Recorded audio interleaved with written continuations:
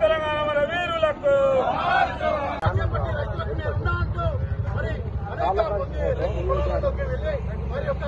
వారికి ఓదార్పుగా నేడు సారు మరి రైతులకు అండగా నిలబడడం జరుగుతుంది. అధికారంలోకి వచ్చి మరి ఓటుని దొంగలు ఈరోజు మరి ఓటుకు నోటులో దొరికిపోయినటువంటి దొంగ మరి ఏదైతే ఆ రోజు మరి రైతులను మోసం చేసి అధికారంలోకి రాగానే నేను డిసెంబర్ 9న మీకు 2 లక్షల రూపాయలు చేస్తాను అని చెప్పి రైతులతో రైతులు ఆదుకోవాలి.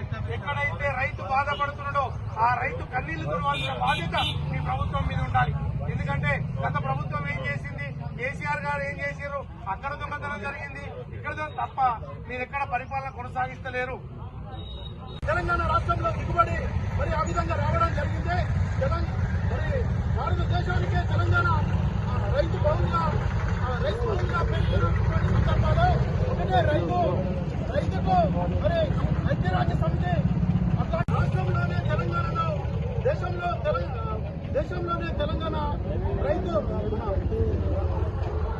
వరి పంటలో దేశంలోనే అగ్ర స్థానంలో జోహార్ తెలంగాణ విద్యార్థి అమర వీరులకు, జోహార్ తెలంగాణ విద్యార్థి అమర వీరులకు, కేసీఆర్ గారి నాయకత్వం, కేసీఆర్ గారి నాయకత్వం, జాన్సన్ గారి నాయకత్వం, జాన్సన్ నాయక్ గారి నాయకత్వం.